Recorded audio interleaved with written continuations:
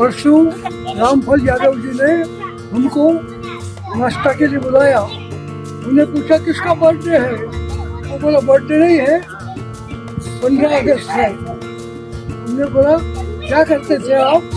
बोले हम CRPF में काम करते थे। तो देश की ज़्यादा रक्षा ये CRPF लोगों को, मिलिट्री वालों को, पुलिस वालों को होती है। हम कंफर्टेबल हो जाते हैं, भूल जाते हैं। लेकिन इसके वजह से 15 अगस्त के बाद भारत से इलेक्ट्रिक का कारखाना बनाओ, जहाँ मैं सर्विस किया। अरादी का कारखाना स्वतंत्र होने के बाद इसलिए आज हम यहाँ एंजॉय कर रहे हैं। इसलिए दोनों इंस्टीट्यूशन को धन्यवाद और रामफल यादव को विशेष धन्यवाद। और देश के मित्रों, बुजुर्गों,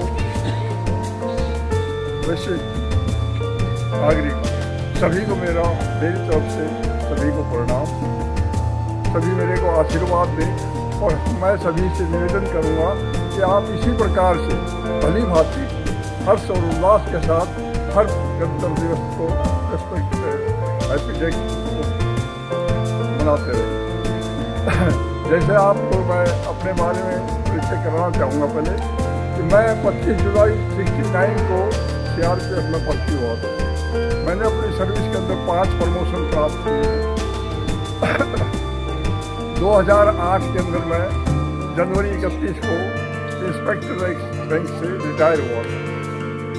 मैंने अपनी सर्विस के अंदर 40 साल की सर्विस के अंदर बहुत ही कठिन से कठिन कार्य किए और मेरे अफसरों ने मेरी सराहना भी की। हमारे एक ACR होता है जो आप सभी जानते भी होंगे उसको, उस ACR में मेरे में लिखा हुआ था एक अफसर ने। उसके बाद में सभी इसी प्रकार से लिखते चले गए और मेरा प्रमोशन दिन प्रतिदिन बढ़ता ही चला गया। उस अफसर ने क्या लिखा था कि इस जवान के बारे में जितना कहा जाए उतना कम। ये अपने ऊंचे वाले अफसरों को हमेशा उच्च सलाह देता है और उनका मार्गदर्शन सही रास्ते तो हमारे उनका वार हुआ उसके अंदर बांग्लादेश बोर्डिंग के ऊपर से अटैच कर दिया गया। तो उस बोर्डिंग के ऊपर जब वो अटैच किया तो उसका नाम है इमरान खान, जो पाकिस्तान का PM रहा था पहले। उसका एक चाचा था नियाजी का, उसको हमने सरेंडर करा दिया। सरेंडर करके पूरी ब्रिगेड को इलाहाबाद भेज दिया था बाई ट्रेन कलकत्ता। और कलकत्ता के इलाहाबाद भेजने के बाद उनको भारतीय आर्मी कैंप के अंदर उस 15 चारदीवारी के अंदर रखा गया था। और उसकी सुरक्षा के लिए हमारी यूनिट को साथ साथ रिप्लेसमेंट किया गया। लड़ाई जैसे ही ढाका के अंदर झंडा फहराया हिंदुस्तान में विजय का, उसके बाद में सीज फायर हो गया। और सीज फायर होने के बाद हम वापिस इलाहाबाद आ गए। इलाहाबाद इन कैदियों की ये कैदी थे एक किस्म से आत्मसमर्पण किया था इन्होंने। तो इनकी निगरानी करते हुए कुछ कैदी उसमें से खोल करके भागे भी थे, लेकिन वो कामयाब नहीं हुए। हमारी शोक इतनी तेज थी इंडिया की कि उसने इलाहाबाद स्टेशन पर कैप्चर कर दिया। उसके बाद आगे मेरा सफ़र शुरू रहा इसी प्रकार से शुरू से आखिर तक। मेरे को 31 जनवरी तक लास्ट प्रमोशन ASP का आया था मेरा, लेकिन मेरा रिटायरमेंट का समय हो गया था, इसलिए वो 6ठा प्रमोशन मैं नहीं ले पाया।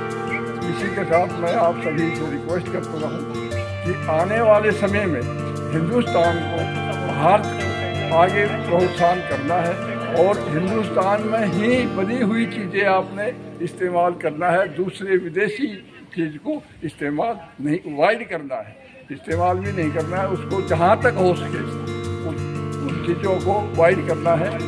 और मोदी भी यही बोलता है कि भाई अपना बनाया हुआ, रामदेव बाबा भी बोलता है अपना ही हिंदुस्तान में बनाया हुआ माल प्रोडक्शन करोगे, उसको इस्तेमाल करोगे तो हमारे धन विदेश नहीं जाएगा, हमारे देश में ही रहेगा।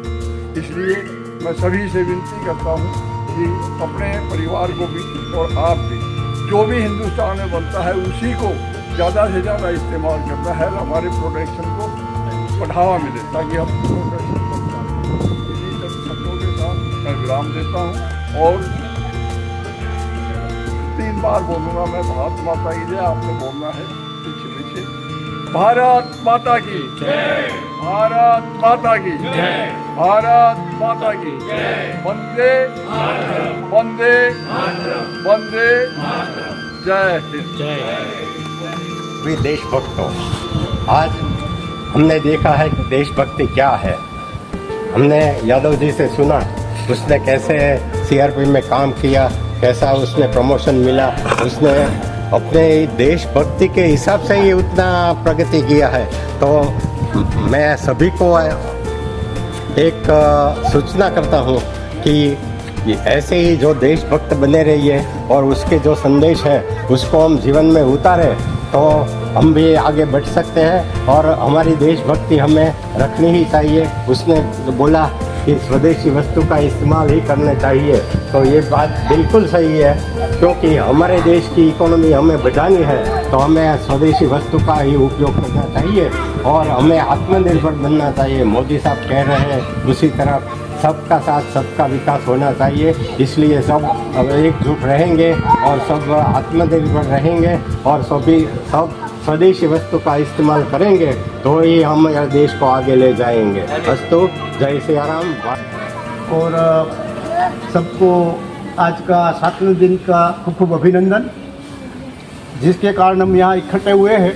और रामपाल यादव जी जिसने आर्मी में 40 साल गुजारे हैं, 18 साल से 58 साल तक वो उसने सर्विस की है। इसमें हम सब आनंद मनाते हैं, अपने निजी आनंद के लिए और अपने परिवार के सदस्यों के जन्मदिन मनाते हैं, पर वो जो आनंद है वो हमारा निजी आनंद है। पर जो इसने आज कार्य किया है वो इतना राष्ट्रभक्त देश प्रेमी है कि आज स्वतंत्रता का दिन कि जो आज़ाद भारत का जन्मदिन बोले तो भी अच्छी बात है, तो राष्ट्र प्रेम के लिए उसने आज ही दिन उसने सेलिब्रेशन किया, जन्मदिन भारत का मनाया।